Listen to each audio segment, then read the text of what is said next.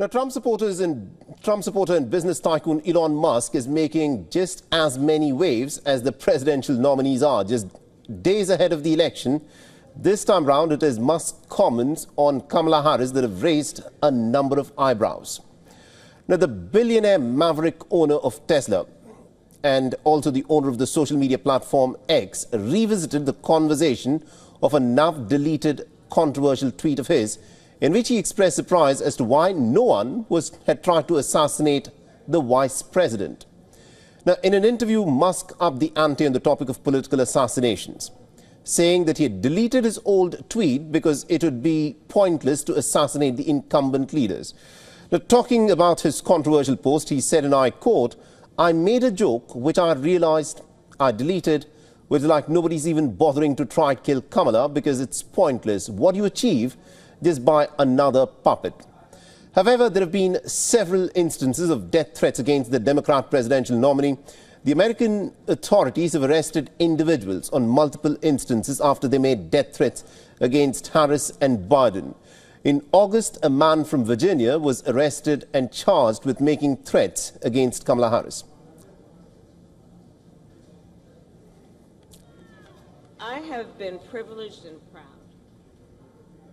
All right, now to give us more perspective in terms of what is happening at this moment in the American elections, in terms of the rhetoric, the strident rhetoric that we are hearing from the leaders there, we're joined by our correspondent Susan Tehrani, who's joining us live from New York, and she, of course, is tracking all the details very, very closely indeed. Now, Susan, this is an election that is being watched across the world, and some of the rhetoric that is coming out is almost bizarre. Let's, in fact, start with the statement that was made by Donald Trump when he said that this incumbent administration of Joe Biden and Kamala Harris is diverting the funds that are meant ideally for relief work of those who are affected in the various hurricanes that are hitting the United States to migrants who are coming into the United States. How is this playing up on the minds of the voters there? So there are different programs in FEMA for different allocations. It's not completely false. Considering the fact that even under the Trump administration, as far back as the Reagan administration, slices of FEMA money, while FEMA is known for disaster relief, slices of that money has gone to the issue of migrants in different cities, notably big urban cities like New York and California. Now, whether or not now that money that's allocated only to the hurricane relief efforts, any of that is being taken out and given to migrants, that's where the question is, and that's where this controversy has come. But to say that FEMA has not allocated any money to the migrant issue and the migrant crisis, notably under the Biden administration, well, that itself is false as well. Even Donald Trump did it as well. And like I mentioned, administrations before that. So that's one thing about the FEMA issue. But another thing is when you talk about the people in these storm-ravaged, hurricane-ravaged areas, what they're saying is the last thing on their mind is the elections coming up. They're thinking about rebuilding. They're thinking about getting their lives back together. And, rhetorics like these make good headlines, but ultimately the people that are most affected are just thinking about how they can get the most help possible, not just from FEMA, but from anyone who's willing to help them.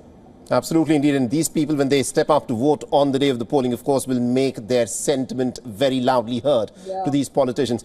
Now, the other issue that we need to talk about is what Elon Musk has again brought back, the issue of political assassinations. One, it is completely insensitive to talk in terms of why is no one trying to assassinate X, Y, or Z.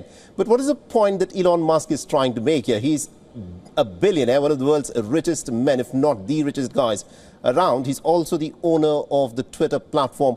Why would he bring up something like why are people not trying to assassinate XYZ candidate in this election? That comes from the sentiment of many people that would agree with him that Kamala Harris basically just fit the mold of the Democrat Party, and that, if it wasn't, it's an insensitive comment, of course, but if it's not Kamala, then it would be someone else that would follow the same ideology.